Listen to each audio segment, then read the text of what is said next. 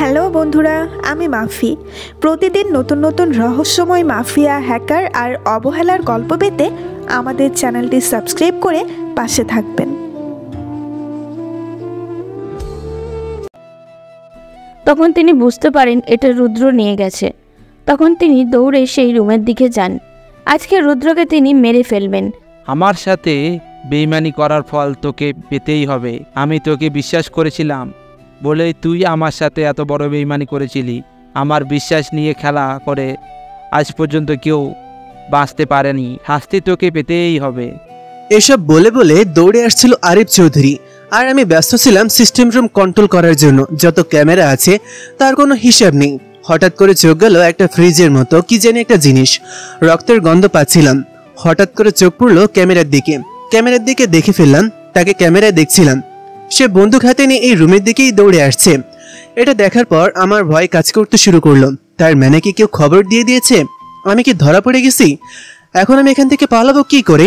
তখন পেছনের দিকে একটা দরজা দেখতে পেলাম, কিন্তু দরজার মধ্যে তালা দেওয়া। এখন আমাকে বাঁচতে হলে পালাতেই হবে। তাই দরজার কাছে গিয়ে নিজের শরীরের সর্বোচ্চ শক্তি দিয়ে লাথি মারলাম। দরজাটা কিছুটা হালকা হয়ে গেল। এরপরে ধাক্কা দিতেই দরজাটা খুলে গেল। আমি সেখান থেকে পালিয়ে দৌড়ে বেরিয়ে আসলাম। দেখলাম আরিফ চৌধুরী ভেতরে ঢুকে কি জানি করছে, কিন্তু আমার এখন এখানে দাঁড়ালে চলবে না, আমাকে পালিয়ে যেতেই হবে। তাই আমি দৌড়াতে শুরু করলাম। ওদিকে আরিফ চৌধুরী ভিতরে ঢুকতেই রুদ্রকে খুঁজতে শুরু করলেন, কিন্তু রুদ্র পালিয়ে গেছে। আরিফ চৌধুরী তখন ভিতরে ঢুকেই চিৎকার করে বলতে শুরু করলেন, চোরের বাচ্চা, কোথায় পালিয়ে যাচ্ছিস? সাহস থাকলে আমার সামনে আয়। কোথায় লুকিয়ে আসিস? বেরিয়ে আয় বলছি। আমার সাথে বেইমানি করার ফল আজকে তোকে হারে হারে বুঝিয়ে দেব। আমি আরিফ চৌধুরী, আমার কাছে কোনো বেইমানের জায়গা হয়নি। কিন্তু তখনই আরিফ চৌধুরী লক্ষ্য করলেন পিছনের দরজাটা খোলা। তার মানে রুদ্র পিছনের দরজা দিয়ে পালিয়ে গেছে। তিনি তখন সেখানে বসে পড়লেন। এখন কি করবেন? রুদ্র সব বিষয়ই জেনে গেছে। এখন যে করেই হোক তাকে সব কিছু শেষ করতে হবে। রুদ্রকে মেরে ফেলতে হবে, না হলে রুদ্র সব কিছু জানিয়ে দেবে। তার একটা সম্মান আছে, এই সম্মানের জায়গাটা নষ্ট হয়ে যাবে। আমি দৌড়াতে দৌড়াতে চলে আসলাম রাস্তায় এসেই একটা গাড়িতে করে চলে আসলাম আমার অফিসে আসতেই স্যার আমার দিকে দৌড়ে আসলেন। আমাকে এভাবে হন্তদন্ত হয়ে আসতে দেখে স্যার আমার সামনে এসে জিজ্ঞাসা করলেন, কি ব্যাপার রুদ্র, তুমি এখন এখানে আসলে কিভাবে? তোমার তো এখানে আসার কথা নাই, কিন্তু তুমি এখানে এত তাড়াতাড়ি দৌড়ে আসলে কি হয়েছে? কোনো সমস্যা হয়েছে নাকি? স্যার সর্বনাশ হয়ে গিয়েছে, আমি ধরা পড়ে গেছি। এখন আমাকে পালিয়ে থাকতে হবে, কারণ আমি গিয়েছিলাম আরিফ চৌধুরীর সেই সিস্টেম কন্ট্রোল রুমে, যেখান থেকে তার পুরো বাড়ির সিকিউরিটি সিস্টেম কন্ট্রোল করা হয়। কিন্তু কে জানি তাকে খবর দিয়ে দিয়েছে, সে আমাকে মারার জন্য সেই রুমের দিকে দৌড়ে আসছিল। তখন আমি পালিয়ে এসেছি। কি বলছো? তুমি ধরা পড়ে গেছো? মানে এখন আমরা কিভাবে কি করব? তুমি এত তাড়াহুড়ো করে কাজ করতে গেলে কেন? আচ্ছা, যা হওয়ার হয়ে গেছে, এখন আমাদেরকে কাজ করতে হবে, কারণ আরিফ চৌধুরী তোমাকে খুঁজবে। স্যার আপনি কোনো চিন্তা করবেন না, আমি সবকিছু নিয়ে এসেছি। ওর অফিসে যত ফাইল আছে সব কপি আমাদের কম্পিউটারে পাঠিয়ে দিয়েছি, কিন্তু ওইগুলো লক করা, ওগুলো খুলতেই হবে। যত সমস্যার সমাধান, তাহলে সব সমস্যার সমাধান হয়ে যাবে। তখন ওকে ধরা আরো সহজ হয়ে যাবে। কিন্তু লাস্ট একটা জিনিস রয়েছে তার বাড়িতে। সেই কন্ট্রোল রুমে আমি দেখে এসেছি একটা ফ্রিজিং এর ব্যবস্থা। তখন অনেক তাড়াহুড়ার মধ্যে ছিলাম, তাই দেখতে পাইনি ওই ফ্রিজের ভেতরে আর সব মালামাল রাখা। আমার মনে হয় অনেক ভালো কাজ করেছো, সব কিছু দেখে এসেছো। এখন এক কাজ করো, তুমি কিছুক্ষণ বিশ্রাম নাও, কারণ তুমি অনেক পরিশ্রম করে দৌড়ে এসেছো। আমি দেখছি বিষয়টা কি করা যায়। ওকে স্যার, তাহলে আকাশকে আপনি বলে দেন যে ওইখানে চলে আসতে, কারণ তুর্য এসবের সাথে জড়িত নয়। তাই তুর্যের এখানে আকাশ এমনি এমনি পড়ে থাকলে এমনি সময় নষ্ট হবে। তাই ওকে এখানে চলে আসতে বলুন। আমি কালকেই আকাশকে বলে দিয়েছিলাম এখানে আসার কথা, সে হয়তো আজকের মধ্যে চলে আসবে। আজকে আমাদের সবাইকে মিটিংয়ে বসতে হবে, সব কিছুর সমাধানে আজকের ভিতরেই করতে হবে। ওদিকে আরিফ চৌধুরীর মাথায় হাত দিয়ে বসে পড়েছেন। তিনি তখন উঠে তার বাড়ি গেলেন। বাড়িতে যাওয়ার পর চিৎকার করে বলতে শুরু করলেন, এত বড় বেইমান আমার বাড়িতে ছিল, কে ওকে সাহায্য করছে? আমার সামনে আসো, আমি খুন করে ফেলবো সবাইকে। আমি জানি কেউ না কেউ ওকে সাহায্য করেছে। যদি সাহায্য না করতো তাহলে ও এত তাড়াতাড়ি সব কিছু পেয়ে যেত না। নাজমা চৌধুরী তখন বুঝতে পারলেন আরিফ চৌধুরী সব কিছু জেনে গেছেন, কিন্তু তিনি চুপচাপ বসে থাকলেন। ওদিকে রিহা নিজের রুমেই বসেছিল। হঠাৎ করে তার বাবার চিৎকার শুনে দৌড়ে নিচে নেমে আসলো। তার বাবার সামনে দাঁড়িয়ে জিজ্ঞাসা করলো, বাপি কি হয়েছে? তুমি এত চিৎকার করছো কেন? তুমি না শুক্রবারে বাসায় আসো না, তাহলে আজকে বাসায় হঠাৎ কোনো সমস্যা নাকি? তখন আরিফ চৌধুরীর মাথা এতটাই গরম হয়ে গেছিল যে তিনি রিয়াকে ধাক্কা দিয়ে ফেলে দিলেন। রিয়া কিছুই বুঝতে পারল না, কান্না করতে শুরু করলো। তখন নাজমা চৌধুরী রিহাকে ধরে উপরে নিয়ে গেলেন। তখন রিক বসেছিল সামনে সোফায়। সে এইসব দেখে জিজ্ঞাসা করলো, কি হয়েছে ডক্টর? তুমি এভাবে চিৎকার করছো কেন? কোনো সমস্যা হয়েছে নাকি? সর্বনাশ হয়ে গেছে, আমার সব ব্যবসা ফাঁস করে দিয়েছে একটা গোয়েন্দা অফিসার। আমার পেছনে পড়ে আছে, না জানি এখন কি হবে। এখন যদি সব কিছু ফাঁস করে দেয় তাহলে আমার সম্মান নষ্ট হবে। কি বলছো, পাগল হয়ে গেছো নাকি? এখন যদি এসব বিষয় জানতে পারে তাহলে তো আমিও ফেঁসে যাব। আমি আমার দেশে ফিরে যেতে চাই, তোমার এখানে থেকে আমি ফাঁসতে চাই না। প্লিজ এরকম করবেন না। আমি এখানে আপনাকে আমার একটাই উদ্দেশ্য ছিল, আমার একটা ডিল ফাইনাল করা। আমি আপনার কোম্পানির সাথে একটা বড় ডিল করতে চাই, কিন্তু একটু অপেক্ষা করুন, আমি কিছুদিনের মধ্যেই এই সমস্যার সমাধান করে ফেলব। না ডক্টর চৌধুরী, আমার এত সময় নেই। আমাকে যে করেই হোক নিজের দেশে ফিরে যেতে হবে। তোমার এখানে থেকে আমি নিজে ফেঁসে যেতে চাই না। তোমাকে আমি 3 দিন সময় দিলাম, এই 3 দিনের ভিতরেই তুমি যা করার করে নাও, কারণ 3 দিন পরে আমি আমার দেশে ফিরে যাব। আরিফ চৌধুরী তখন কি করবেন কিছুই বুঝে উঠতে পারছিলেন না। একবার এদিক ওদিক যাচ্ছেন তো আর একবার ওদিকে যাচ্ছেন। কেন তিনি রুশানকে বিশ্বাস করতে গেলেন? তখন তিনি তার লোকজনকে খবর পাঠালেন রুশানকে ধরে নিয়ে আসার জন্য, কিন্তু তাকে কোথাও খুঁজে পাওয়া যাচ্ছিল না। তখন তিনি তার লোকগুলোর সামনে দাঁড়িয়ে বন্দুক হাতে নিয়ে বললেন, আজকে রাতের ভিতরেই ওই রুশানকে আমার চোখের সামনে দেখতে চাই, না হলে আমি তোদের সবাইকে মেরে ফেলব। ওই ছেলেটা আমার সাথে বেইমানি করেছে, আমি ওকে এতটা বিশ্বাস করতাম, কিন্তু ও আমার সাথে বেইমানি করেছে। আমার সাথে বেইমানি করার ফল ওকে পেতেই হবে। তোমরা যাও, রুশানকে ধরে আনো। আরিফ চৌধুরী তখন নিজের রুমে গিয়ে সব কিছু চেক করতে থাকলেন। সব কিছু ঠিকঠাক জায়গায় আছে এবং তার তেমন কিছু হয়নি। তবুও তার মনে কেমন জানি একটি ভয় কাজ করছিল। ওদিকে রিহা নিজের রুমে বসে বসে কান্না করতে তার মাকে জিজ্ঞাসা করলো, আম্মু বাপির কি হয়েছে? এভাবে করছে কেন? আমার সাথে তো বাপি কোনোদিন এমন ব্যবহার করেনি, তাহলে আজকে হঠাৎ কি হলো? যখন বাঘ খাঁচার ভেতর বন্দি হয়ে যায় তখন এরকমই করে। তোর বাবা এখন বন্দি হয়ে গেছে খাঁচার ভেতর। এখন থেকে এভাবে লাফাতে হবে বের হওয়ার জন্য, কিন্তু পারবে না। তাকে একদম শেষ করে দেওয়া হবে। মামনি তুমি কি বলছো? আমি তো কিছুই বুঝতে পারছি না। তুমি কি কেমন খেয়ালে মার্কা কথা বলছো? আর বাপি এদিকে আমার এমন ভাবে ধাক্কা দিয়ে ফেলে দিল। তোমাদের দুজনের কাজকর্ম আমি কিছুই বুঝতে পারছি না। আমাকে যদি একটু ক্লিয়ার করতে। তোর বাপ একটা খুনি, সে ডক্টর নয়, সে একটা বাটপার। দিনের পর দিন মানুষের সাথে বিশ্বাসঘাতকতা করেছে, মানুষের আবেগ নিয়ে খেলা করেছে, মানুষের জীবন নিয়ে খেলা করেছে। এখন তার জীবন নিয়ে খেলা করার সময় এসে গেছে। এই কথা শুনে রিয়ার মাথায় যেন আকাশ ভেঙে পড়ল। তার বাবাকে নিয়ে সে গর্ব করত। তার বাবা একজন বিখ্যাত ডাক্তার, এটা বলতে তার আনন্দ লাগতো। কিন্তু আজ তার মা এসব কি বলছেন? তখন সে কিছুটা পিছনে গিয়ে দাঁড়িয়ে বলল, আম্মু তুমি এসব কি বলছো? তোমার মাথা নষ্ট হয়ে গেছে? বাপি একজন খুনি হতে যাবে কেন? বাপি একজন বিশ্ববিখ্যাত ডাক্তার, পুরো দেশ বিদেশে বাপির নাম ছড়িয়ে আছে, আর তুমি তার স্ত্রী হয়ে এমন কথা বলছো? তখন নাজমা চৌধুরী তার মেয়ের কাছে গেলেন। মেয়েকে জড়িয়ে ধরে কান্না করতে করতে বললেন, তোর বাপের মতো এত বড় একজন জঘন্য অপরাধী এই পৃথিবীতে হয়তো 2টা নেই। তোর বাপি একজন ডক্টর, ঠিক আছে, কিন্তু মানুষকে অপারেশনের নাম করে তাদের শরীর থেকে বিভিন্ন অঙ্গ প্রত্যঙ্গ নিয়ে তিনি বিক্রি করে দেয়। না মামনি, আমি এসব বিশ্বাস করি না। বাপি এ কাজ কোনোদিনও করতে পারে না। আমি আমার বাবাকে বিশ্বাস করি। রিয়া কান্নায় ভেঙে পড়ল, কিন্তু তার মা তাকে শান্ত করার চেষ্টা করছে, কিন্তু রিয়া কিছুতেই শান্ত হচ্ছে না। হঠাৎ করেই বলে উঠল, তোমার কাছে কি প্রমাণ আছে মামনি যে বাপি একজন খুনি? আমি তো আমার বাবাকে বিশ্বাস করি, কিন্তু তুমি আজ বলছো সে একজন খুনি। তোমার কাছে কি প্রমাণ আছে? আর কত প্রমাণ দেখাবো তোদেরকে? তোর বাপির কর্মকাণ্ড থেকে তুই কি কিছুই বুঝতে পারছিস না? দেখছিস না একটা লোক এসেছে বিদেশ থেকে আসার পর থেকে এখানে এসে শুধু ঘুরে বেড়াচ্ছে। এর কারণ হচ্ছে ওই লোকটাও এসবের সাথে জড়িত। তার বিদেশে কোম্পানি আছে, তার কোম্পানিতে তোর বাবা এরকম মাল বিক্রি করে। এই যে বাড়িতে বসে এত টাকা এত পয়সা সব কিছুর বড়াই করিস, সবগুলোই অবৈধভাবে মানুষের রক্ত বিক্রি করা টাকা। মামুনি, আমি তোমার কথার আগামাতে কিছুই বুঝতে পারছি না। তুমি এসব কি বলছো? আমার বাবা এই কাজ করেছে, আমি এখন মানুষের সামনে মুখ দেখাবো কি করে? আমি তো জানতাম আমার বাবা একজন বিশ্ববিখ্যাত ডাক্তার। তোর বাবার নামের আগে ডাক্তার ব্যবহার করা অপরাধ, কারণ তোর বাবা একটা জঘন্য অপরাধী।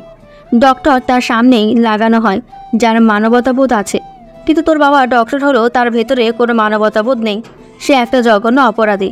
তার মতো অপরাধী এই পৃথিবীতে হয়তো দুইটা নাই। রিয়া তখন কান্না করতে শুরু করলো। তার মা তাকে বোঝানোর চেষ্টা করছিল, কিন্তু সে কিছুতেই মেনে নিতে পারছে না তার বাবা এত বড় একটা অপরাধ করতে পারে। তখন নাজমা চৌধুরী নিজের মেয়েকে শান্ত করে সেখান থেকে চলে আসলেন। ওদিকে রিহা মনে মনে ভাবছে আজকে রুদ্র আসলে সব কিছু জানাবে, কিন্তু সে তো জানে না রুদ্র যে এখান থেকে চলে গেছে। রিহা রুদ্রের জন্য অপেক্ষা করছে কখন রুদ্র আসবে, কিন্তু রুদ্র প্রতিদিন বিকালে চলে আসলেও আজকে গভীর রাত হয়ে গেছে, রুদ্র এখনও ফিরে আসেনি। ওদিকে আরিফ চৌধুরী একের পর এক লোক নিয়োগ দিচ্ছে রুশান আর রুদ্রকে খোঁজার জন্য, কিন্তু কেউ রুদ্রকে আর রুশানকে খুঁজে পাচ্ছে না। আরিফ চৌধুরী তখন আবিরকে ডেকে নিয়ে আসলেন, এসে আলাদাভাবে পরামর্শ করতে শুরু করলেন। আবির, আমাকে যে করেই হোক ওই রুদ্রকে ধরতে হবে, না হলে আমার সব কিছু শেষ হয়ে যাবে। আমরা এতদিনের ব্যবসা, এত সব কিছু কাজ মাটিতে মিশে যাচ্ছে। যে করেই হোক তুমি একটা ব্যবস্থা করো। কিন্তু সেটা কিভাবে সম্ভব? কারণ রুদ্র একজন গোয়েন্দা অফিসার, ও এখন কোথায় আছে সেটা কেউ জানে না। আমাদের পক্ষে এত তাড়াতাড়ি ওকে ধরা সম্ভব নয়। ওদিকে রিক মাত্র 3 দিনের সময় দিয়েছে। আমার মাথায় কাজ করা বন্ধ করে দিয়েছে আবির। আমার এত কষ্ট করে এতদিন গড়ে তোলা ব্যবসা এভাবেই নষ্ট হয়ে যাবে আমি কল্পনাই করতে পারিনি। তুমি যে করেই হোক একটা ব্যবস্থা করো, ওকে একদম ভেতর থেকে ধ্বংস করে দাও। স্যার, ওর পরিবারের সবাইকে আমরা ধরে নিয়ে আসি। পরিবারের সবাইকে ধরে নিয়ে এসে যদি টর্চার করতে শুরু করি তাহলে রুদ্র এমনিতেই চলে আসবে। অসম্ভব সুন্দর বুদ্ধি দিয়েছ তুমি। তাড়াতাড়ি যাও, ওর পরিবারের যত লোকজন আছে সবাইকে ধরে নিয়ে আসো। ওদের একসাথে শাস্তি দিতে হবে। ওদের সবাইকে এখানে এনে খুন করে ফেলবো, তখন দেখবো রুদ্র কোথায় যায়। হা হা হা। ওকে স্যার, আপনি কোনো চিন্তা করবেন না। আমি আজকে রাতের ভিতরেই ওর পরিবারের সবাইকে ধরে নিয়ে আসব। আপনি নিশ্চিন্তে থাকতে পারেন, আপনি কোনো চিন্তা করবেন না। এসব সামান্য একটা গোয়েন্দা অফিসারের জন্য আপনার এতদিনের ব্যবসা থেমে থাকবে না। ওদিকে গভীর রাতে পুলিশের কর্মকর্তা সহ গোয়েন্দা বিভাগের সকল অফিসার মিলে মিটিংয়ে বসে আছে। তাদের মিটিংয়ের একটাই উদ্দেশ্য, যে করেই হোক আরিফ চৌধুরীকে ধরতে হবে, তার এই কর্মকাণ্ড বন্ধ করতেই হবে। তখন তারা দেশের আইন বিভাগের সর্বোচ্চ কর্মকর্তা, আইনমন্ত্রী এবং স্বাস্থ্যমন্ত্রীর সাথে দেখা করার সিদ্ধান্ত নেয়। কারণ আরিফ চৌধুরী যে হসপিটালে চাকরি করে সেটা হচ্ছে বাংলাদেশের সবচেয়ে বড় হসপিটাল, সেটা স্বাস্থ্য মন্ত্রণালয় কর্তৃত্ব পরিচালিত। পরের দিন সকালে রাজীব চৌধুরী আর রুদ্র বেরিয়ে যায় স্বাস্থ্যমন্ত্রীর সাথে দেখা করতে। এখন তার সাথে দেখা করে সব বিষয় খুলে বলতে হবে, যাতে আরিফ চৌধুরীকে আর কোনো কাজ দেওয়া না হয়। কারণ আরিফ চৌধুরী একের পর এক খুন করে যাচ্ছে সবার আড়ালে। তখন তারা সেখানে পৌঁছায়, তখন স্বাস্থ্যমন্ত্রী তাদেরকে স্বাগতম জানায়। তারা খুবই গুরুত্বপূর্ণ বিষয় বলেই কাজে লেগে পড়ে। তখন স্বাস্থ্যমন্ত্রী জিজ্ঞাসা করেন, রাজীব সাহেব, আপনার সাহসিকতা আমরা অনেক শুনেছি। আপনি আমাদের দেশের জন্য অনেক কিছু করেছেন। আপনার অফিসারদের সবাইকে অসংখ্য ধন্যবাদ। তাদের কাছে আমি চিরকৃতজ্ঞ। কিভাবে আপনাদেরকে সাহায্য করতে পারি বলেন? স্যার, আপনি জানলে হয়তো অবাক হবেন যে আপনার হসপিটালের সবচেয়ে বড় ডক্টর আরিফ চৌধুরী একজন খুনি। সে বিদেশে বিভিন্ন কোম্পানির সাথে কন্ট্যাক্ট করেছে, তাদের সাথে তার লেনদেন রয়েছে। সে মানুষের অপারেশনের নাম করে একের পর এক খুন করে যাচ্ছে। তাদের শরীর থেকে বিভিন্ন অঙ্গ প্রত্যঙ্গ খুলে নিয়ে সেটা বিক্রি করে দিচ্ছে। এটা আপনারা কিভাবে বলছেন? আরিফ চৌধুরী একজন নামকরা ডাক্তার। দেশে বিদেশে ওনার কত রোগী আছে, সবাই ওনাকে ভালো ডাক্তার হিসেবে জানে। আপনারা যদি এরকমভাবে বলেন তাহলে কিভাবে হবে? ওনার বিরুদ্ধে আপনার কাছে কি কোনো প্রমাণ আছে? স্যার, প্রমাণ আমার কাছে আছে। আমি এতদিন আরিফ চৌধুরীর সাথে ছিলাম, ছদ্মবেশ ধরে ওনার সকল কর্মকাণ্ডের লিস্ট আমার কাছে আছে। আর এখন পর্যন্ত আরিফ চৌধুরীর কাছে একটা লোক আছে যে আমেরিকার একটা হসপিটালের ডক্টর। সে এই ব্যবসার সাথে জড়িত। তার কাছে আরিফ চৌধুরী মানুষের অঙ্গ প্রত্যঙ্গ সাপ্লাই করে, এরপর সেগুলো বিক্রি করে টাকা আদান প্রদান করা হয়। এরপর আমি ল্যাপটপ বের করলাম, একে একে সব ইনফরমেশন দেখালাম স্বাস্থ্যমন্ত্রীকে। স্বাস্থ্যমন্ত্রী তখন আমার দিকে তাকালেন, তখন আমি তার দিকে তাকিয়ে বলে উঠলাম, স্যার, ডক্টর হচ্ছে মানুষের একটা বিশ্বাসের জায়গা।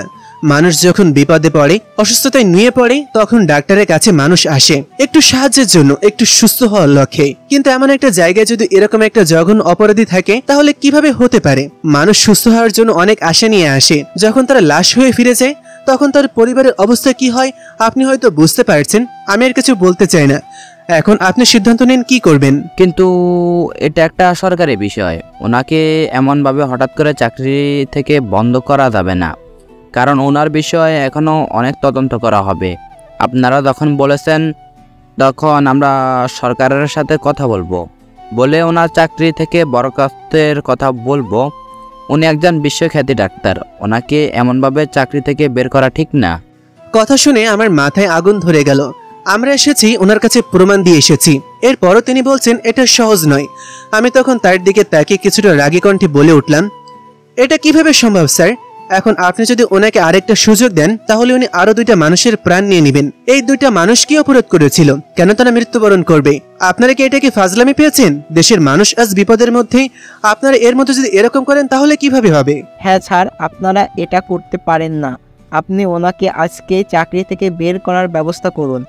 আপনি সরকারের সাথে কথা বলুন, কারণ আমরা চাই না দেশের আর একটা মানুষ বিনা দোষে মৃত্যুবরণ করুক। ওনাদের অবস্থা এতটাই জঘন্য হয়েছে যে একের পর এক মানুষ মারা যাচ্ছে। গতকাল মানে শুক্রবারে উনি 10টা অপারেশন করার কথা ছিল, সেটা হয়তো আপনি জানেন না। ওনার হসপিটালে খোঁজ করলে খবর পেয়ে যাবেন। আপনাদের কথা আমি বুঝলাম, সত্যি আমাদের এটাই খুব ভাবনার বিষয়। আমি আজকেই সরকারের সাথে কথা বলবো ওনার চাকরির ব্যাপারে, ওনাকে চাকরি থেকে বের করে দেওয়ার ব্যবস্থা করছি। আপনারা কোনো চিন্তা করবেন না, আপনারা সঠিক মতো কাজ করে যান, ওনাকে ধরার ব্যবস্থা করুন। এটা নিয়ে আপনাদের চিন্তা করতে হবে না, আমরা সব কিছু ব্যবস্থা করে ফেলেছি। ওনাকে কিছুদিনের ভেতরেই ধরে ফেলবো। উনি আমাদের হাত থেকে পালাতে পারবে না। ওনার উপর আমাদের নজর সবসময় থাকবে।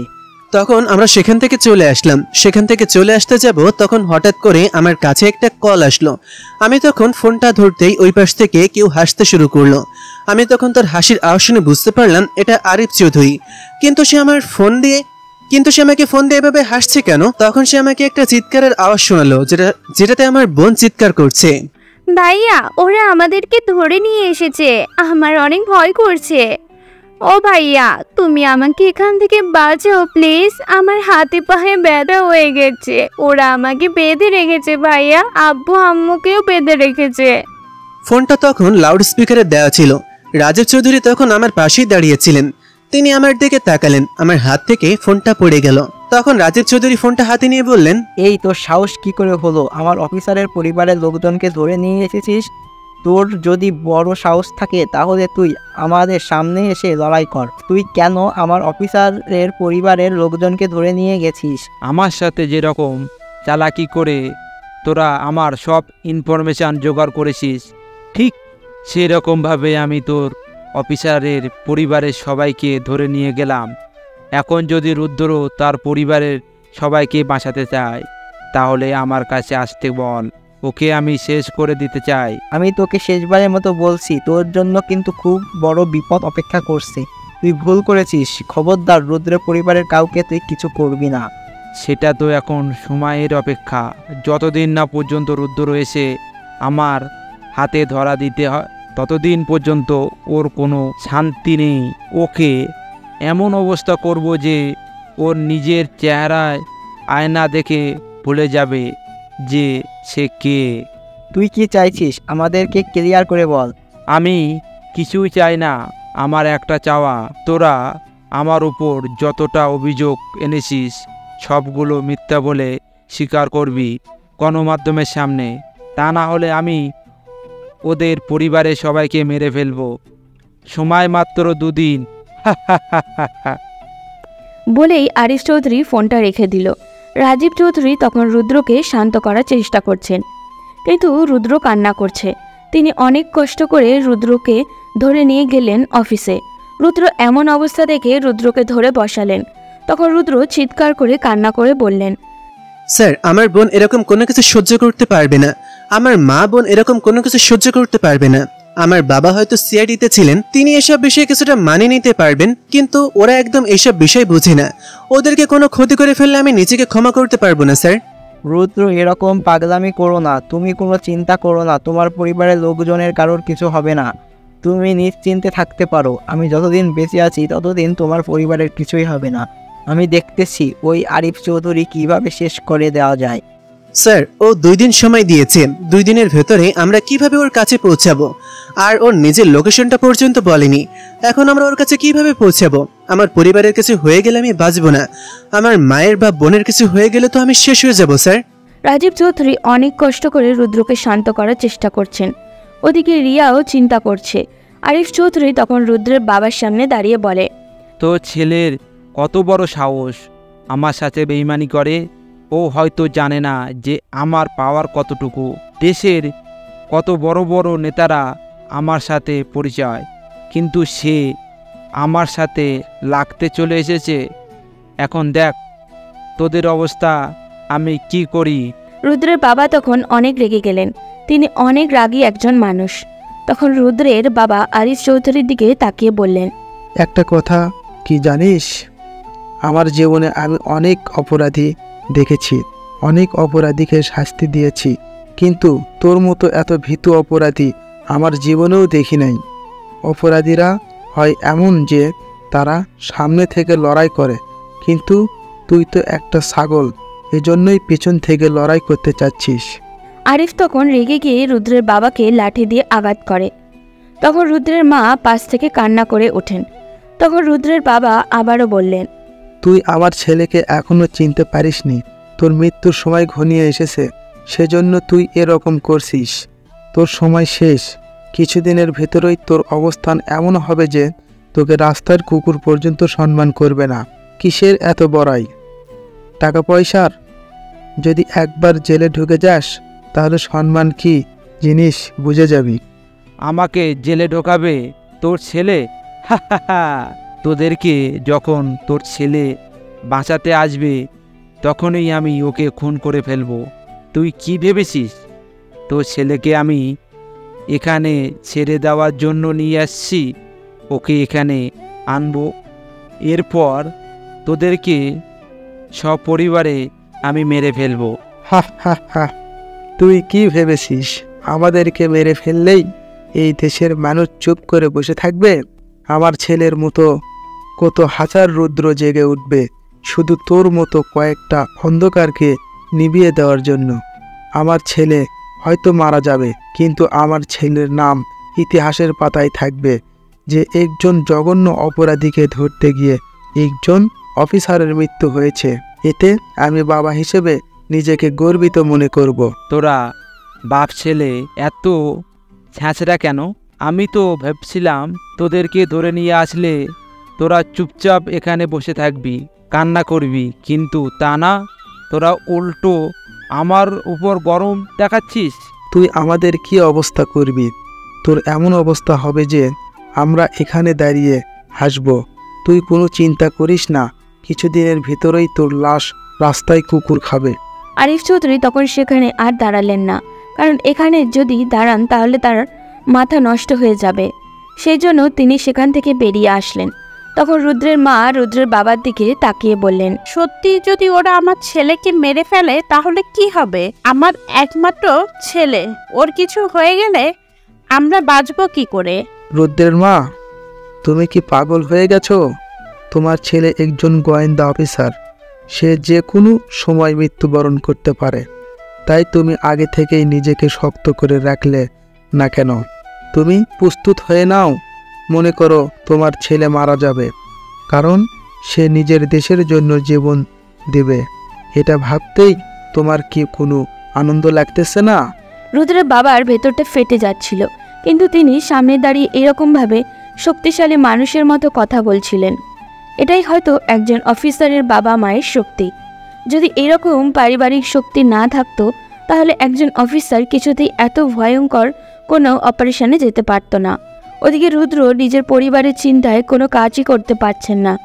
আরিফ চৌধুরী নিজের বাসায় ফিরে যাওয়ার জন্য গাড়ি বের করে তার এখন আরেকটা লক্ষ্য রুশানকে খুঁজে বের করা।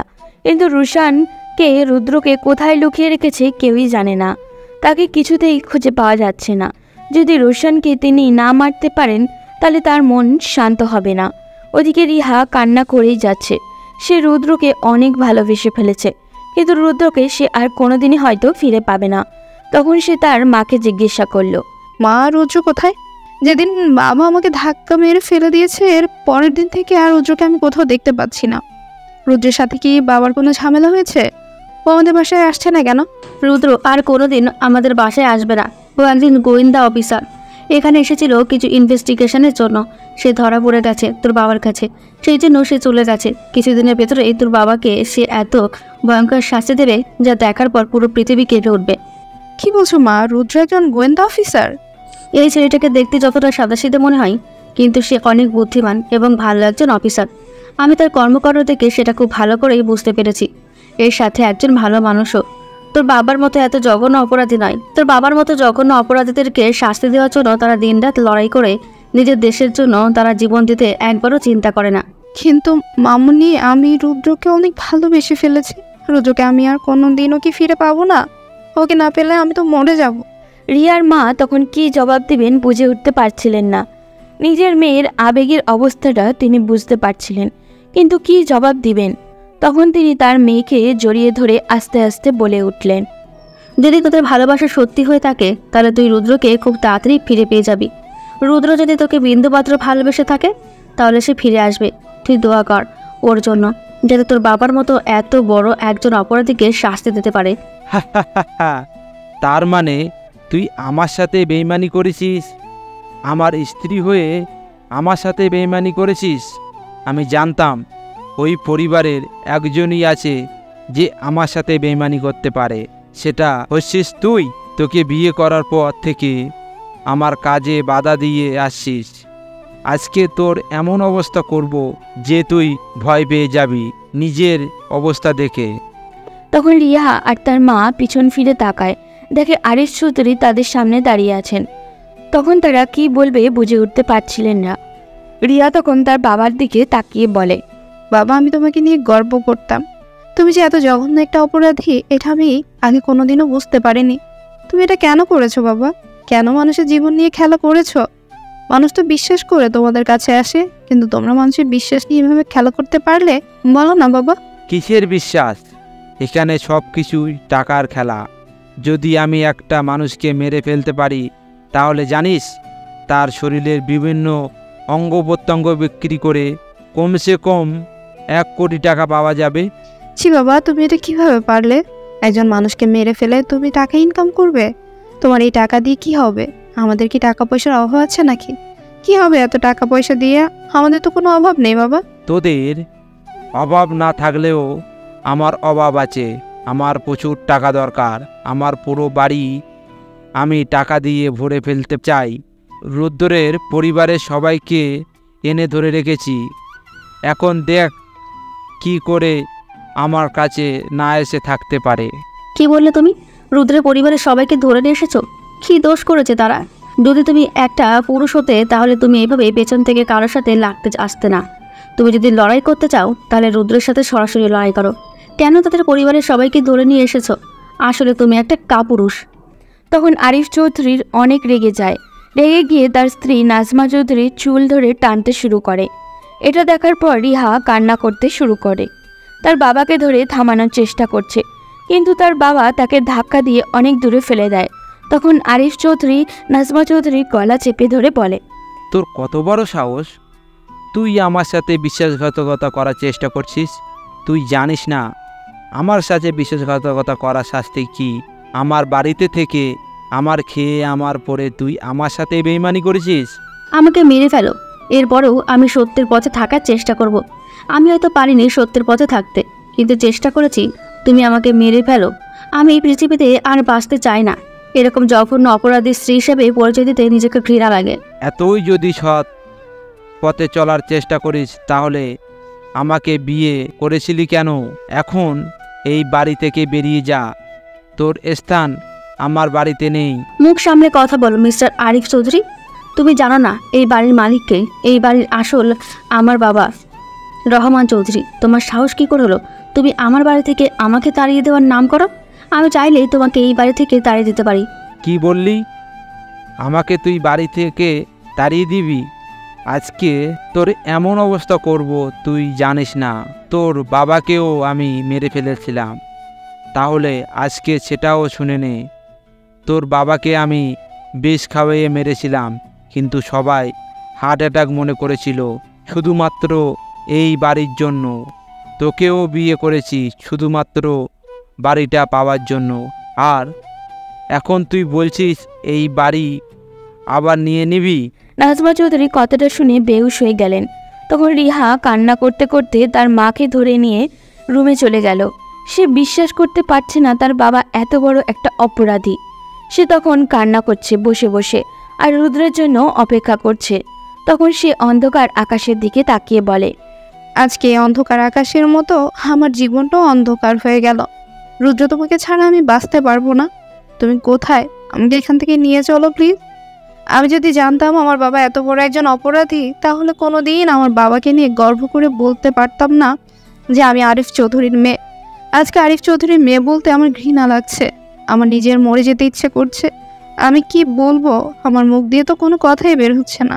তুমি কোথায়? আমাকে এখান থেকে উদ্ধার করে নিয়ে চলো না প্লিজ। কিন্তু তার এই কান্নার আওয়াজ হয়তো রুদ্র সেখান থেকে শুনতে পাচ্ছে না। রুদ্র তখন বসে বসে কান্না করছিল। ওদিকে রাজীব চৌধুরী তখন আকাশকে আর রিয়াকে পাঠিয়ে দেয় একজন এক্সপার্টকে নিয়ে আসার জন্য, কারণ রুদ্র যে ফাইলটা তাদের কাছে দিয়েছিল সেই ফাইলটা লক করা আছে।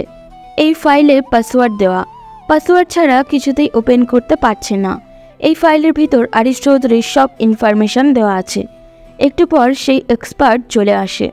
সে এইসব বিষয়ে অনেক ভালো জ্ঞান রাখে। রাজীব চৌধুরী তার সামনে দাঁড়িয়ে বলে, আমাদের হাতে সময় খুবই কম আছে, তাই তাড়াতাড়ি এই ফাইলটা ওপেন করার চেষ্টা করো। এই ফাইলটা যে করে হোক ওপেন করতে হবে, তাও আবার 1 ঘন্টার ভেতরে, কারণ এটা পাওয়ার পরেই আমরা অ্যাটাক করব ওর উপর। তাই তাড়াতাড়ি প্রস্তুতি হয়ে নাও। ওকে স্যার, আপনি কোনো চিন্তা করবেন না, আমি আমার সর্বোচ্চ চেষ্টা করব যত তাড়াতাড়ি সম্ভব এই ফাইলটা ওপেন করার। কিন্তু এই ফাইলটাতে এমন সিকিউরিটি দেওয়া আছে যে সিকিউরিটি ভেঙে ফেলা খুবই কষ্টকর। আমার জীবনে আমি অনেক সিকিউরিটি নষ্ট করেছি, কিন্তু এত ভয়ঙ্কর ফাইল আমার জীবনেও দেখিনি। তবে আমি আমার সর্বোচ্চ চেষ্টা করব। এরকম বললে হবে না, তোমাকে যে করেই হোক তাড়াতাড়ি এটাই ওপেন করে দিতে হবে, তাও আবার 1 ঘন্টার ভেতরে। যে করে হোক সেটা করে দিতে হবে আমাকে। তখন সেই এক্সপার্ট বসে পড়ে ফাইলটা ওপেন করার জন্য। ওদিকে আবির তখন অফিসে বসেই ফাইলগুলো চেক করছিল। হঠাৎ করে ফাইলটাতে সমস্যা দেখা দিলে সে আরিফ চৌধুরীকে কল করে। আরিফ চৌধুরী তখন অফিসে আসার জন্য বের হয়েছিলেন। তখন ফোন ধরতেই আবির বলে ওঠে, স্যার, সর্বনাশ হয়ে গেছে, আমাদের ফাইলটা কেউ হ্যাক করে নিচ্ছে। আস্তে আস্তে সব ইনফরমেশন তার কাছে চলে যাচ্ছে। আমি এখন কি করব কিছুই বুঝে উঠতে পারছি না। কোন ফাইলের কথা বলছো আবির? স্যার, ওই যে ফাইল যেখানে আপনার সব কাগজপত্র জমা আছে, ওইটা কম্পিউটারে ছিল। ওই ফাইলটা হ্যাক হয়ে যাচ্ছে, আমি কিছু বুঝতে পারছি না। ওই ফাইলের সব ইনফরমেশন চলে যাচ্ছে। কি বলছো? তোমার মাথা নষ্ট হয়ে গেছে? এটা কিভাবে সম্ভব? এই ফাইলটাতে তো আমি এত ভয়ঙ্কর সিকিউরিটি দিয়ে রেখেছিলাম, কিভাবে হ্যাক হতে পারে? আমি আসছি, তুমি একটু অপেক্ষা করো। কিন্তু ততক্ষণে অনেক লেট হয়ে গিয়েছিল। ওদিকে রাজীব চৌধুরীর আনা এক্সপার্ট একের পর এক ইনফরমেশন নিজের কম্পিউটারে নিতে থাকে। ওদিকে আরিফ চৌধুরী তাড়াতাড়ি নিজের অফিসে ফিরে আসেন। এসেই এই অবস্থা দেখে তার মাথায় হাত উঠে যায়। কি করবেন তিনি? তার এইসব ইনফরমেশন চলে যাচ্ছে। ইনফরমেশনগুলো ফাঁস হয়ে গেলে তিনি সরাসরি অপরাধী হিসাবে বিবেচিত হবেন। তখন তিনি রাজীব চৌধুরীর কাছে কল করেন। অফিসার, তোমাদেরকে শেষবারের মতো সতর্ক করে দিচ্ছি, ফাইলে যত ইনফরমেশান নিয়েছো সেগুলি ফিরিয়ে দাও, না হলে কিন্তু এখানে রুদ্রের পরিবারের সবাইকে আমরা মেরে ফেলবো। রুদ্র তখন এটা শুনে কি করবে কিছুই বুঝে উঠতে পারছিল না। সত্যি তো তার পরিবারের সবাই আরিফ চৌধুরীর কাছে বন্দী হিসেবে আছে। তাহলে আরিফ চৌধুরী হয়তো তার পরিবারের সবাইকে মেরে ফেলবে। তখন সেই এক্সপার্ট ইশারায় বলে, আপনারা কোনো চিন্তা করবেন না, আমি এই সেম ফাইল কপি করে ওদের কাছে পাঠিয়ে দিব। ওই ফাইলে যত ইনফরমেশন আছে ওই রকম কয়েকটা নকল ইনফরমেশন বানিয়ে ওদের কাছে ফিরিয়ে দেব। তখন ওরা ভাববে যে ওদের ফাইল ফিরে পেয়েছে, কিন্তু ওদের কাছে থাকবে নকলটা, আর আসল ফাইলটা আমাদের কাছে। রাজীব চৌধুরী তখন সেই ছেলেটার দিকে তাকালেন, আর অনেক ভালো মানুষ এটা তিনি খুব ভালো করেই বুঝতে পারছিলেন। তখন রাজীব চৌধুরী বললেন, ঠিক আছে, তোমাকে আমি সুযোগ দিচ্ছি। তোমার যত ইনফরমেশন আছে সবগুলো আটিয়ে দিচ্ছি, আর ফাইলগুলো ডিলিট করে দিচ্ছি, কিন্তু তুমি রুদ্রের পরিবারের কাউকে কিছু করো না। তারা কোনো দোষ করেনি। তুমি কেন ওদেরকে মেরে ফেলার চেষ্টা করেছো? তোমরা যদি এত সাহস থাকে তাহলে আমাদের সাথে এসে লড়াই করো। আমি কি বলছি, আমার কথা কি শুনতে পাননি? তোমার অফিসার রুদ্রকে বলো এসে আমার সাথে দেখা করতে। ও যদি নিজের পরিবারকে বাঁচাতে চায় তাহলে ওকে একা চলে আসতে বলো। এই কুত্তার বাচ্চা, তোর কত বড় সাহস! তুই আমার পরিবারকে ধরে নিয়ে এসেছিস, আবার আমাকেই হুমকি দিচ্ছিস। আসবো তোর কাছে, যখন আসবো তখন বুঝতে পারবি ইমরান মালিকের কথা মনে আছে? ওকে কিভাবে খুন করেছিলাম, এর চেয়ে হাজার গুণ কষ্ট দিয়ে তোকে মারবো। এর মানে কি ইমরান মল্লিক কে তুই খুন করেছিস? ইমরান আমার অনেক বড় একটা সহযোগী ছিল, তুই ওকেও মেরে ফেলেছিস? তাহলে শুনে রাখ, তোর পরিবারের সবাইকে আমি মেরে ফেলবো। তোকে 48 ঘন্টা সময় দিয়েছিলাম, এর মধ্যে 9 ঘন্টা অলরেডি চলে গেছে। এখন তোর কাছে মাত্র 39 ঘন্টা বাকি আছে। সময় কিন্তু খুব দ্রুত চলে যাচ্ছে। বলে আরিফ ফোন কেটে দেয়। এখন আমি কি করব কিছুই বুঝে উঠতে পারছিলাম না। আমার তো সবকিছু শেষ হয়ে যাবে, আমার পরিবার ছাড়া আমার কাছে কে আছে? আমি তখন রাজীব চৌধুরী অর্থাৎ আমার স্যারের দিকে তাকিয়ে বললাম, স্যার, আমাদের যে করেই হোক ওর সাথে দেখা করতে হবে, ওকে ধরে ফেলতে হবে, না হলে আমার পরিবারের সবাইকে ও মেরে ফেলবে। আমার পরিবার ছাড়া আমার পৃথিবীতে আপন বলতে কেউই নেই। তুমি কোনো চিন্তা করো না, আমি স্বাস্থ্যমন্ত্রীকে আবার কল করেছিলাম, তিনি বিকালের মধ্যে এই সিদ্ধান্ত জানিয়ে দেবেন। হয়তো আরিফ চৌধুরীকে আজকে বিকালের মধ্যে সাসপেন্ড করা হবে। আপনি প্লিজ কিছু একটা করুন। কিন্তু সাসপেন্ড করে কি লাভ হবে স্যার? আমার পরিবারের লোকজন যদি ও মেরে ফেলে তাহলে ওর চাকরি যাওয়ার পরে আমার কি লাভ হলো? ওর চাকরি গেলেও আরো ও চাকরি ম্যানেজ করে নিবে, কিন্তু আমার পরিবারের মানুষ মারা গেলে কি আমি তাদেরকে ফিরে পাবো? রুদ্র, তুমি কোনো চিন্তা করো না। যদিও একবার সাসপেন্ড হয়ে যায় তাহলে আমরা ওকে নিশ্চিন্তে ধরে ফেলতে পারবো, এতে কোনো আইনি ঝামেলা থাকবে না। এতদিন সে একজন বিশ্বখ্যাত ডাক্তার ছিল বলে তাকে ধরতে গিয়ে বিভিন্ন আইনি ঝামেলা পড়তে হতো, কিন্তু ও যদি চাকরিটা থেকে সাসপেন্ড হয়ে যায় তাহলে ওকে ধরতে সহজ হবে। আমার এত কষ্ট, আমার এত সবকিছু আমার পরিবারের জন্য, তাই আমার পরিবারের কিছু হলে আমি বাঁচতে পারবো না। রিয়া, রুদ্র, এখন কিন্তু আমার রাগ উঠে যাচ্ছে। আমাদের সবার আগে প্রয়োজন মানসিক শক্তি, আর সেটা তুমি হারিয়ে ফেলেছো। তাই তোমাকে আগে মানসিকভাবে স্ট্রং হতে হবে। তুমি এসব কিছু ভুলে যাও। তুমি তোমার দেশের জন্য প্রাণ দিচ্ছ। তোমার পরিবার যদি প্রাণ দেয় তাহলে তোমার দেশের জন্য দিচ্ছই। মনে রাখবে, তোমার পরিবারে 3 জন মানুষ মারা গেলে বা আমরা সবাই যদি মারা যাই তাহলে আমাদের দেশের হাজার হাজার মানুষ বেঁচে যাবে। যদি আমাদের মৃত্যুর ফলে একজন মানুষের মুক্তি হয় তাহলে আমাদের মৃত্যু শ্রেয়। আমরা মরে যেতে চাই। আমি তখন স্যারের কথাগুলো শুনছিলাম, আমার মনের ভেতর আলাদা একটা উদ্যম কাজ করতে শুরু করলো। হ্যাঁ, আমি তো দেশের জন্য লড়াই করেছি, তাহলে কেন আমি এত ভয় পাবো? কেন আমার এত সংকোচ? কেন আমার এত ভয়ভীতি? সবকিছু আমি দূরে ফেলে আমি আমার দেশের জন্য লড়াই করব। মনে মনে এই জন্য প্রস্তুত হয়ে নিলাম। ওইদিকে আমাদের কাছে বিকেলবেলা খবর আসলো আরিফ চৌধুরীকে বাংলাদেশের চিকিৎসা বিভাগ থেকে সাসপেন্ড করা হয়েছে। বিকাল হতে স্বাস্থ্য মন্ত্রণালয় থেকে সংবাদ পৌঁছে গেল আরিফ চৌধুরীর কাছে। তাকে বাংলাদেশের চিকিৎসা জগৎ থেকে সাসপেন্ড করা হয়েছে। সে আর কোনোদিনই কোনো চিকিৎসা করতে পারবেন না। তার ডাক্তারের লাইসেন্স বাতিল করা হয়েছে। এটা শোনার পর তার মাথায় নষ্ট হয়ে গেল। সে আবিরের সামনে বসে চিৎকার করে বলল, এত বড় সাহস আমার সাথে লাগতে আসে, আমার এত বড় ক্ষতি করে ফেললো। আমার ডাক্তারি লাইসেন্স বাতিল হয়ে গেছে। ও ওদেরকে আমি ছাড়বো না। প্লিজ স্যার, শান্ত হন। ওদের এমন অবস্থা করব যে পুরো বিশ্ব স্তব্ধ হয়ে যাবে। ওদের অবস্থা দেখে আপনি কোনো চিন্তা করবেন না। তখন আরিফ চৌধুরী তাড়াতাড়ি করে নিজের ফোনটা বের করে রাজীব চৌধুরীর কাছে ফোন দেয়।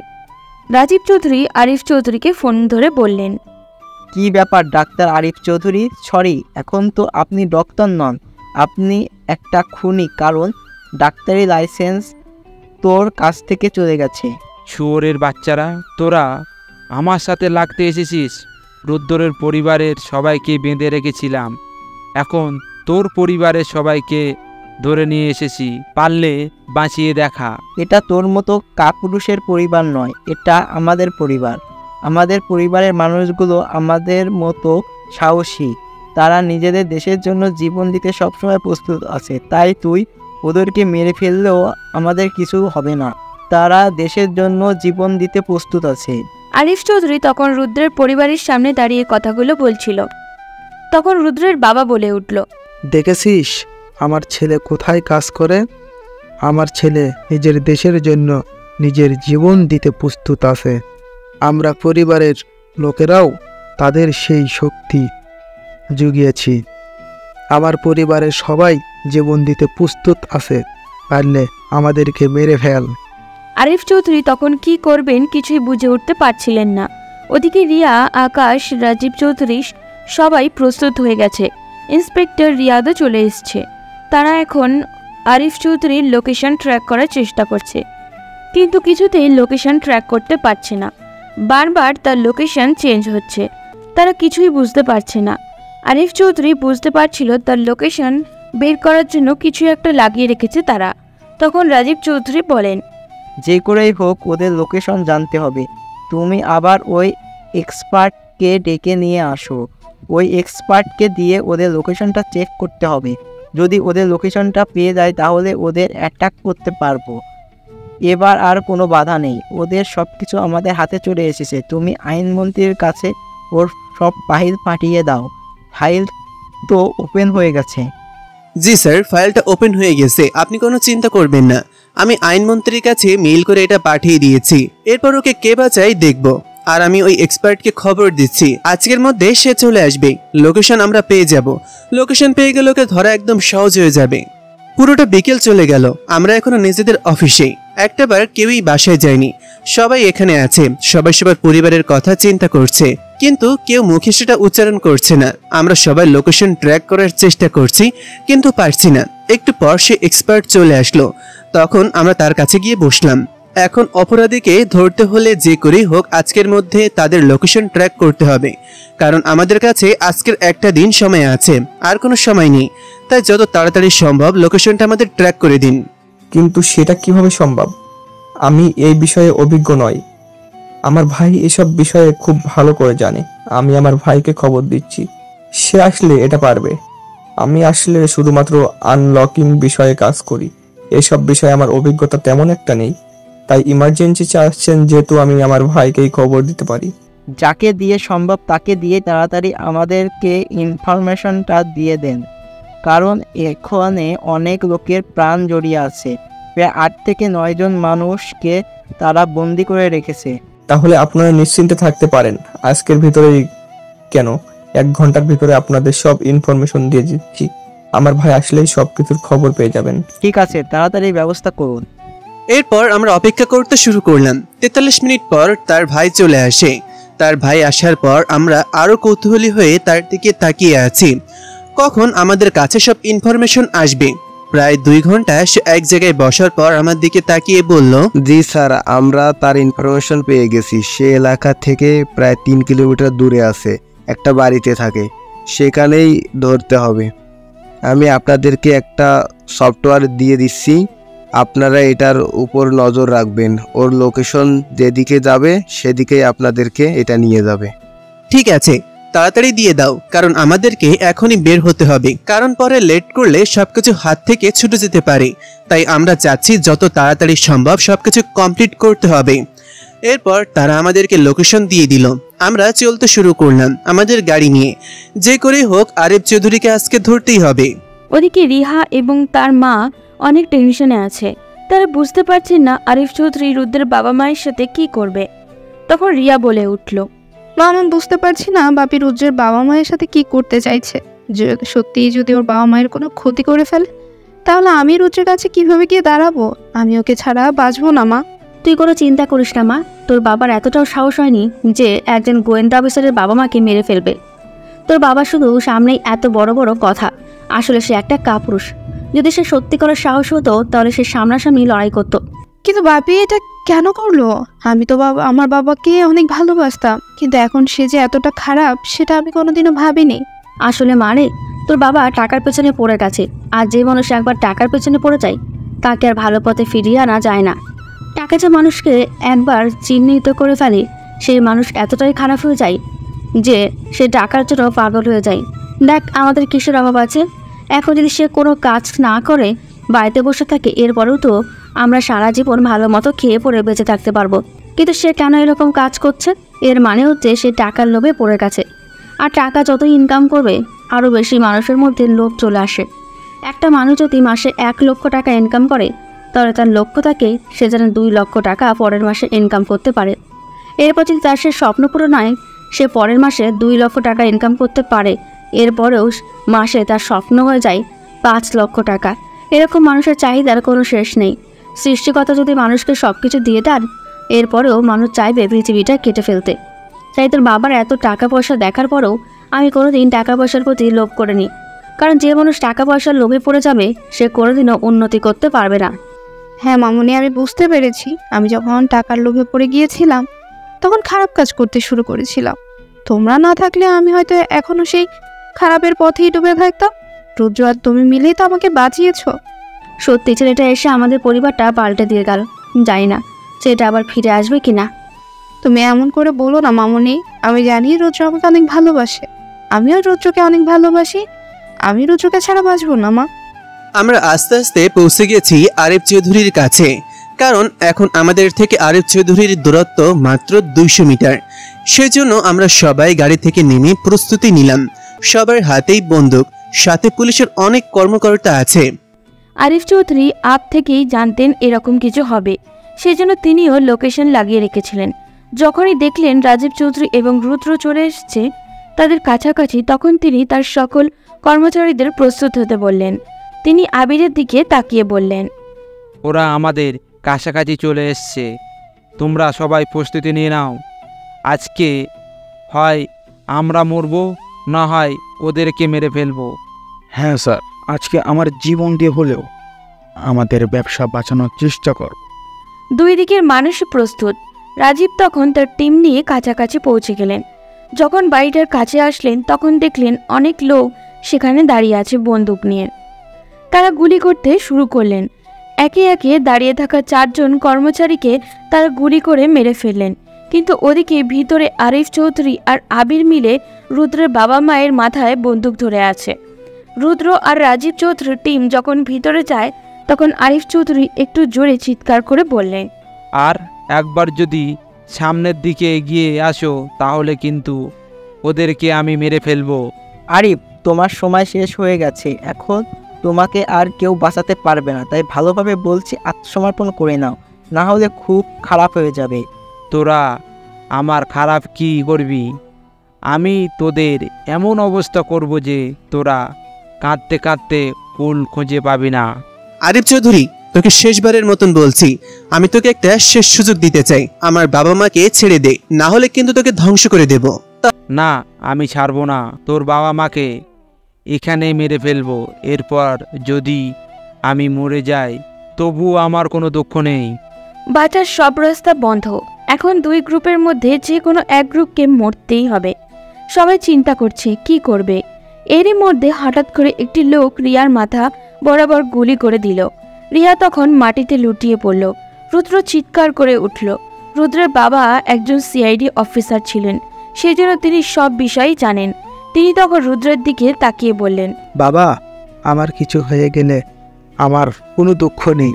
তুই এই দেশের মানুষকে বাঁচাবি, তুই ওদেরকে মেরে ফেল। আমার কিছু হয়ে গেলে আমার কোনো দুঃখ নেই। রুদ্র তখন দৌড়ে রিয়ার কাছে গেল। রিয়া তখন রুদ্রের হাত ধরে বলল, 5 বছর একসাথে কাজ করেছি রুদ্র, কোনোদিন তোমার একটা কোনো খারাপ কাজ দেখিনি। আজকেও তোমাকে বলবো, আমার মৃত্যু হয়েছে, তাতে কিছুই হয়নি। তুমি ওদের মেরে ফেলো, ওদের বাঁচার সব রাস্তা বন্ধ হয়ে গিয়েছে। আমাদের মিশনটা সাকসেসফুল হোক এ আশা রাখি। পৃথিবী থেকে বিদায় নিচ্ছি, ভালো থেকো রুদ্র। বলে সে চোখ বন্ধ করে নিল। রুদ্র কান্না করে দিল। রাজীব চৌধুরীর ভয়ঙ্কর দৃষ্টি তাকিয়ে বললেন, রুদ্র, এখন কান্না করার সময় নয়, এখন আমাদের অ্যাটাক করতে হবে। আমাদের একজন অফিসার মারা গেলে কি হবে? আমাদের এখানে অনেক অফিসার বাকি আছে, তুমি ভয় পেও না। তোদের এই অফিসারের মতো সব অফিসারকে মেরে ফেলবো।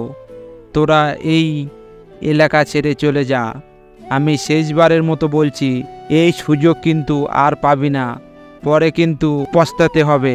পস্তাতে আমাকে না, তোকে পস্তাতে হবে আরিফ চৌধুরী। শেষবারের মতো একটা সুযোগ দিচ্ছি। আমি বলছি না আমি কোনোদিন তোদের কাছে আত্মসমর্পণ করব না, নিজের জীবনের দিয়েও দেব, তবুও না। তাহলে প্রস্তুত হয়নি জীবন দেওয়ার জন্য, কারণ জীবন দেওয়া ছাড়া তোর কাছে আর কোনো উপায় নেই। আরিফ চৌধুরী তখন হাসতে শুরু করে, কারণ সে রুদ্রের বাবা মায়ের মাথায় বন্দুক ধরে আছে। রুদ্রের বাবা তখন রুদ্রকে ইশারা করলেন তাকে কথায় ব্যস্ত রাখতে। রুদ্র তখন তার বাবার কথা মতো আরিফ চৌধুরীর দিকে তাকিয়ে বলল, তুই এত টাকা দিয়ে কি করবি? তোর এত টাকার কেন প্রয়োজন? যা ইনকাম করেছিলি তা দিয়ে তো তোর সারা জীবন চলে যেত। না, আমার প্রচুর টাকার প্রয়োজন, আরও অনেক টাকা দরকার ছিল আমার। এত টাকা দিয়ে আমার কিছু হতো না, আমার আরও অনেক টাকার প্রয়োজন আছে। তোকে সব বলতে যাব কেন? আরিফ চৌধুরী আর রুদ্র যখন কথা বলছিল, রুদ্রের বাবা তখন প্রস্তুত হয়ে গেলেন। একটু পর হঠাৎ করে উনি চেয়ার সহ উঠে দাঁড়ালেন, উঠেই ধাক্কা মারলেন। আরিফ চৌধুরী কিছুটা ছিটকে গিয়ে পড়ল। ঠিক তখনই রুদ্র তার হাতের বন্দুক দিয়ে পাশে থাকা লোকটার মাথায় গুলি করে দিল। সঙ্গে সঙ্গে লোকটা মাটিতে লুটিয়ে পড়ল। এরই মধ্যে শুরু হলো আবারও যুদ্ধ। একের পর একে অপরের দিকে গুলি ছুড়ে যাচ্ছে। একজনের পর একজন মাটিতে লুটিয়ে পড়ছে। মারতে মারতে এক পর্যায়ে সবাইকেই মেরে ফেলে। মাত্র 2 জন বাকি, একজন ডক্টর আরিফ চৌধুরী আর একজন তার কর্মচারী আবির। পুলিশের 3 জন সদস্য মৃত্যুবরণ করেছে। তখন রাজীব চৌধুরী দৌড়ে গিয়ে আরিফ চৌধুরীর মাথায় বন্দুক তাক করে, এরপর তাকে বেঁধে মারতে শুরু করলেন। তখন রুদ্র দৌড়ে গিয়ে তার বাবা মায়ের হাতের বাঁধন খুলে দিল, তার বোনকে ছাড়িয়ে নিয়ে আসলো। রাজীব চৌধুরীর পরিবার সবাইকে ছাড়িয়ে আনলো। রুদ্র দৌড়ে গেল, গিয়ে আরিফ চৌধুরীকে মারতে শুরু করলো। আরিফ চৌধুরীর গলা চেপে ধরে বলল, অনেক ঘুরিয়েছিস আমাদেরকে, অনেক কষ্ট দিয়েছিস, আমাদের অনেককে হারাতে হয়েছে তোকে ধরতে গিয়ে। এখন তোকে এমন অবস্থা করবো যে ওইসব মানুষ মারা যাওয়ার সময় তাদের যতটা কষ্ট হয়েছে সব কষ্ট একা তোকে আজকে দিব। আরিফ তখন কি করবে কিছুই বুঝে উঠতে পারছিল না। তার মাথা কাজ করা বন্ধ করে দিয়েছে। সে আজ ধরা পড়ে যাবে সে কোনোদিনও কল্পনা করতে পারেনি। তখন সে হতবাক হয়ে রুদ্রের দিকে তাকিয়েছিল। তখন রুদ্র আবার তাকে মারতে শুরু করে। তখন আরিফ চৌধুরী বলে, রুদ্র, আমার ভুল হয়ে গেছে, আমাকে ক্ষমা করে দাও। আমি আর কোনোদিন এরকম কোনো কাজ করব না। দেশ ছেড়ে আমি চলে যাব, আর কোনোদিন কারো ক্ষতি করব না। কোথায় গেল তোমার পাওয়ার আরিফ চৌধুরী? এতক্ষণ না খুব বড় বড় কথা বলছিলে, হঠাৎ করে তোমার পাওয়ার চলে গেল। তুমি না অনেক সাহসী মানুষ, তাহলে তোমার সাহস কোথায় গেল? এখন এরকম করে কথা বলছো কেন ভেজে বেড়ালের মতো? দেখো, আমার ভুল হয়ে গেছে, আমাকে ক্ষমা করে দাও। আমি কথা দিচ্ছি আর কোনোদিন এরকম কাজ করব না। আমি এই দেশ ছেড়ে চলে যাব, দেশে আর কোনোদিন আসবো না।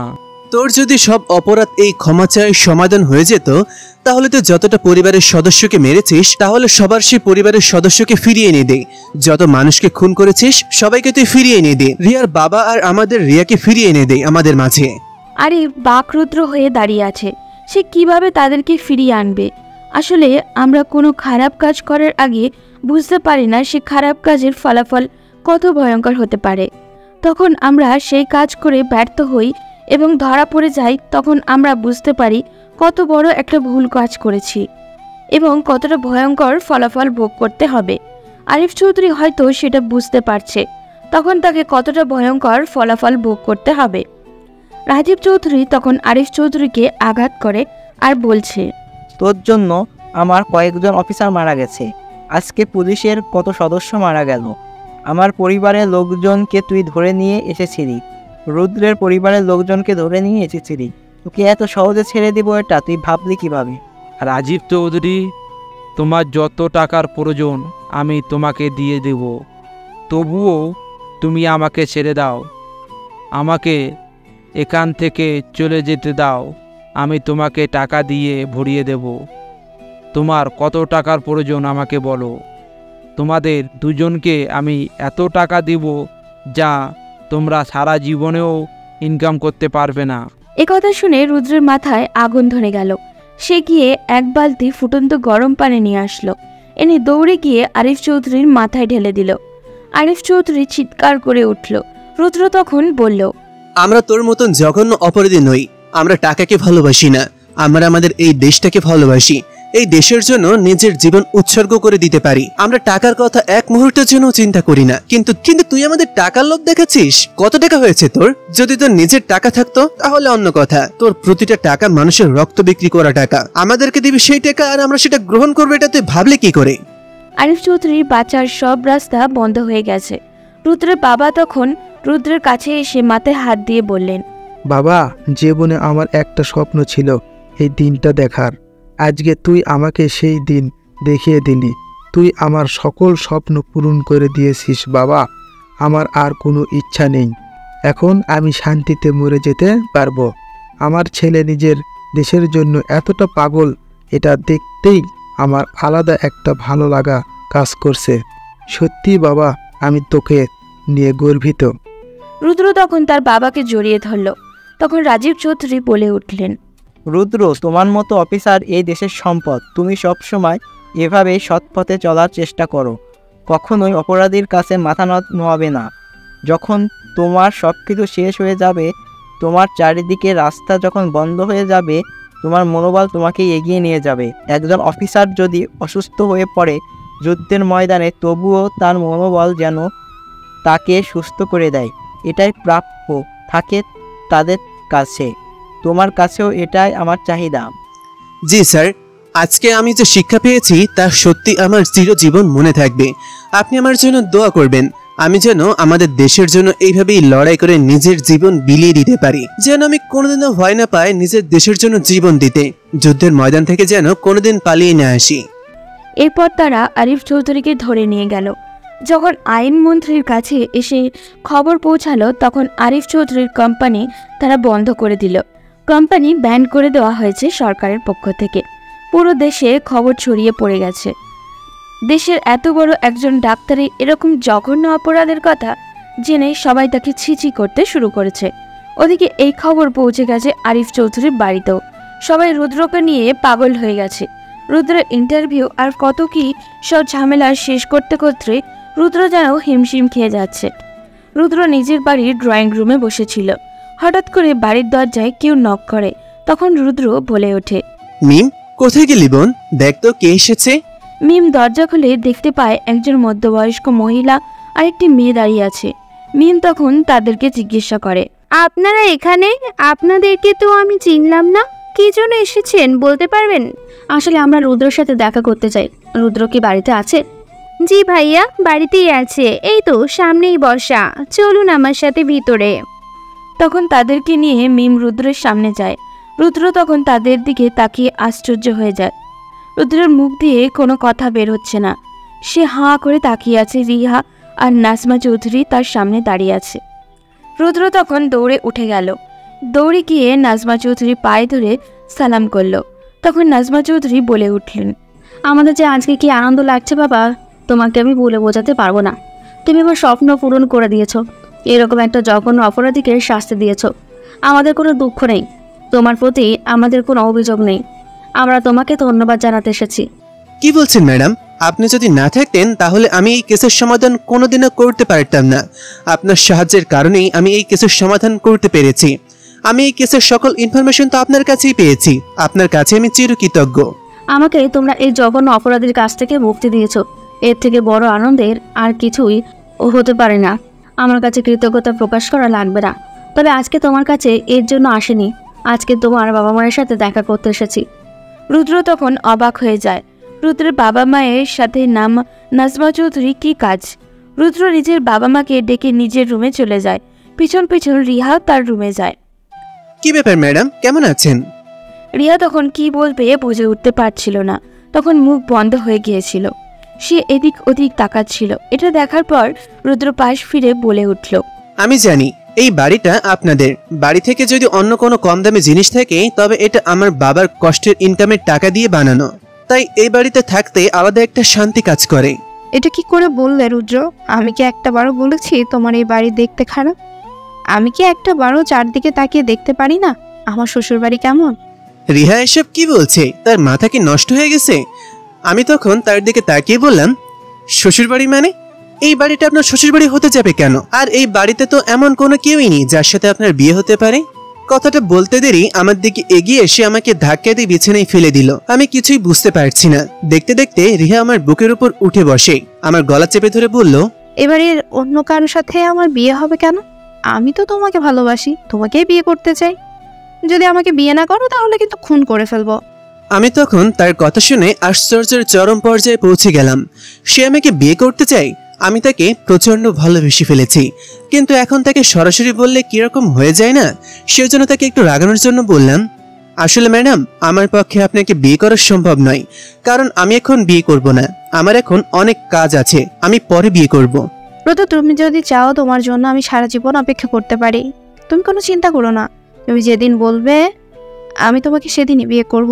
তবুও তুমি আমাকে ছেড়ে যেও না। আমি তোমাকে ছাড়া এক মুহূর্ত বাঁচতে পারবো না। তুমি চলে আসার পর থেকে আমি কতটা ভালোবাসি সেটা উপলব্ধি করতে পেরেছি। রিহা তখন অনেকটা আবেগ ভরা দৃষ্টি নিয়ে আমার দিকে তাকিয়ে কথাটা বলেছিল। আমি তখন তার কথা শুনে আর কিছু বলতে পারলাম না। তাকে জড়িয়ে ধরলাম, সে আমাকে জড়িয়ে ধরলো পরম আবেশে। ওদিকে নাজমা চৌধুরী তখন রুদ্রের বাবার দিকে তাকিয়ে বললেন, ভাই সাহেব, আমার স্বামী একটা জঘন্য খুনি ছিল, সেটা আমি জানি। তবে আমার মেয়ে অনেক ভালো, সে খুবই ভালো মনের একজন মানুষ। রুদ্রের সাথে তার অনেক ভালো সম্পর্ক। আমি চাচ্ছি আমার মেয়ের সাথে আপনার ছেলের বিয়ে দিতে। আপনার যদি কোনো আপত্তি না থাকে, কথা দিচ্ছি আমার মেয়ে আপনাদেরকে যথেষ্ট সম্মান করবে। দয়া করে আমার স্বামীর ভুলের অপরাধের শাস্তি আমার মেয়েকে দিয়ে আমার মেয়েটাকে কষ্ট দিয়েন না। রুদ্রের বাবা তখন হাসতে হাসতে বললেন, কি বলছেন বিয়ান সাহেব? এটা কিভাবে হতে পারে? আপনার স্বামী একটা অপরাধী ছিল, সেটা আমরা জানি। উনি ভুল করে ফেলেছিলেন, সেই জন্য উনি ওনার শাস্তি পেয়ে গেছেন। এখন ওনার শাস্তি কেন ওনার মেয়েকে দেব? আর আমিও জানি রুদ্র আমাকে একবার বলেছিল আপনার মেয়ের কথা। কয়েকদিন গেলে আমরাই যেতাম আপনার কাছে প্রস্তাব নিয়ে। তাহলে তার কোনো আপত্তি রইল না। আমরা এই সপ্তাহের ভিতরেই বিয়ের ব্যবস্থা করে আমরা চাই রিহাকে রুদ্রের হাতে তুলে দিতে। আমার কোনো আপত্তি নেই, আপনি ব্যবস্থা করেন বিয়ের। আমি আমার ছেলেকে বিয়ে দেবার জন্য প্রস্তুত আছি। তাহলে আর দেরি করে লাভ কি, মিষ্টি মুখ করুন। তখন তারা একে অপরকে মিষ্টি খাওয়ার কথা বলছে। ওদিকে রিহা এখনো রুদ্রকে জড়িয়ে ধরে শুয়ে আছে। রুদ্র রিহাকে সরিয়ে দিয়ে বলে, আরে এখন তো এই প্রথম আমার বাসায় আসলে, কোথায় বাসাটা ঘুরে দেখবে? কিন্তু না, আমাকে জড়িয়ে ধরে বসে আছো। জড়িয়ে ধরার এখন অনেক সময় পাবে। তোমাকে এতদিন পর কাছে পেয়েছি রুদ্র। আমি কোনোদিন ভাবিনি তোমাকে বলতে পারবো যে আমি তোমাকে ভালোবাসি। আমি ভাবিনি তুমি আমাকে ক্ষমা করে দিবে। তোমার কাছে আমি চিরকৃতজ্ঞ। এইবার কিন্তু আমার রাগ উঠে যাচ্ছে। ভালোবাসার মানুষের কাছে কি মানুষ কৃতজ্ঞতা প্রকাশ করে? তোমাকে আমি ভালোবাসি, সেই জন্যই আমি তোমাকে বিয়ে করতে রাজি হয়েছি। এরপর আমি রিহাকে জড়িয়ে ধরে আমার পুরো বাড়িটা ঘুরিয়ে দেখালাম। পরের দিন আমার অফিসে এসে আমাদের বস সহ সবাইকে নিয়ে গেলাম, কারণ আইনমন্ত্রী আমাদেরকে ইনভাইট করেছেন। তার সাথে গিয়ে কথা বলবো। ওই যে বিদেশি রিক এখনো বাংলাদেশে রয়েছে, তাকে ধরে রাখতে হবে। তখন আমরা আইনমন্ত্রীর অফিসে গেলাম। তিনি আমাদের দেখে দৌড়িয়ে গিয়ে আসলেন। আমি তখন তার সাথে গিয়ে হাত মিলালাম। তিনি আমার দিকে তাকিয়ে বললেন, আমাদের কাছে স্বপ্নের মতো লাগছে সবকিছু। এত বড় একটা অপরাধীকে আপনারা ধরে ফেলেছেন। আমরা কোনোদিন চিন্তাও করতে পারিনি এই সংগঠন এত বড় একটা অপরাধীকে ধরে ফেলতে পারবে। আপনাদের কাছে আমরা চিরকৃতজ্ঞ। দেশ আপনাদের কাছে চিরকৃতজ্ঞ। কি বলছেন স্যার? আমাদের কাছে এত কৃতজ্ঞতা প্রকাশের কোনো প্রয়োজন নেই। এটা আমাদের কর্তব্য, দেশের একজন নাগরিক হিসেবে দেশ রক্ষা করা। এটা আমাদের দায়িত্বের মধ্যেই পড়ে, আর আমরা আমাদের দেশকে ভালোবাসি। সত্যি আপনাদের মতো এই দেশপ্রেম আমরা কিভাবে প্রকাশ করব? আপনাদেরকে আমরা সম্মাননা দিতে চাই, সেজন্য আমরা 3 দিন পরে একটা সম্মাননার ব্যবস্থা করেছি। তখন আমরা তাদের সাথে কথা বলে বেরিয়ে আসলাম। রাজীব চৌধুরী তখন তার পরিবারের সাথে দেখা করতে গেলেন। মানুষটা অনেক পরিশ্রমী একজন মানুষ, সাথে অনেক সাহসী। তাকে দেখে অনেক কিছু শেখার আছে। আমি যখনই সুযোগ পাই তার সাথে বিভিন্ন বিষয় নিয়ে আলাপ আলোচনা করি। এতে করে তার অভিজ্ঞতা থেকে তিনি আমাকে অনেক ভালো বিষয় ইনফরমেশন দেন। আমি তখন আরেকটা কাজ করতে বেরিয়ে পড়লাম। এখন আমাদেরকে চলে যেতে হবে রিয়ার কবরের কাছে। রিয়াকে দফন করা হয়েছে সরকারিভাবেই। আমি তখন রিয়ার কবরের কাছে গিয়ে বললাম, রিয়া, তুমি কত সৌভাগ্যবান, তোমার কত সৌভাগ্য, তুমি নিজের দেশের জন্য প্রাণ দিতে পেরেছো। তোমার মতন কত মেয়ে আছে রাস্তায় ঘুরে বেড়াচ্ছে আজ আধুনিকতার নামে। তারা অশ্লীল সমাজে ডুবে গিয়েছে, নিজেদের জীবন নষ্ট করে দিচ্ছে, সমাজটাকে তারা ধ্বংস করে দিচ্ছে।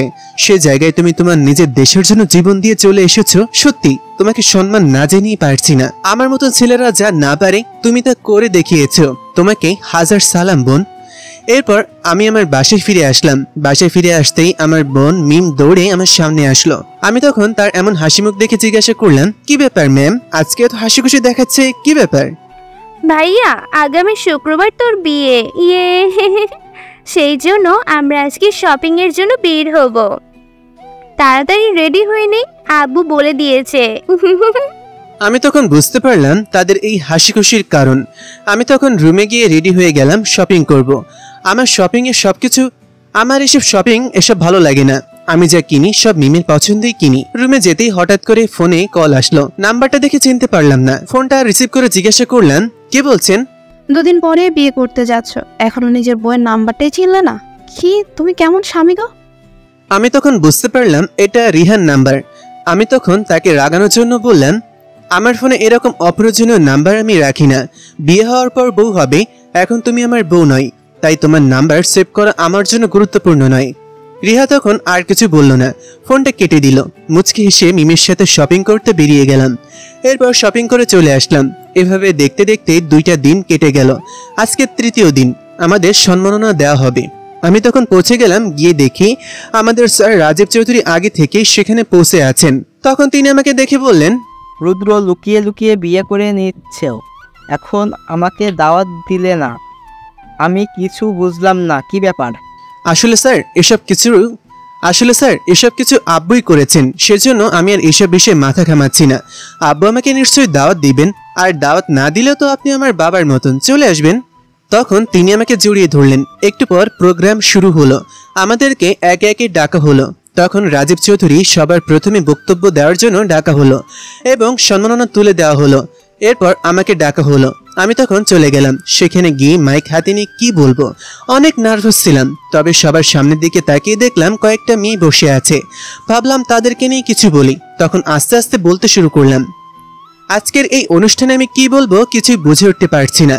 আমার মতন একজন অযোগ্য মানুষকে এই সম্মাননা দেওয়া হবে, এটা আমি কোনোদিনই বুঝতে পারিনি। তবে আমি কি করেছি না করেছি সেটার হিসাব আমি এখন করতে চাই না। আমি শুধু এটাই হিসাব করতে চাই যে আমার দেশ আমাকে কি দিয়েছে, আর আমি আমার দেশকে কি দিতে পেরেছি। আমার দেশ আমাকে সুন্দর একটা জীবন উপহার দিয়েছে, আমাকে এতদিন একটা সুন্দর সমাজ উপহার দিয়েছে, কিন্তু আমরা আমাদের দেশকে একটা সুন্দর জাতি উপহার দিতে পারিনি।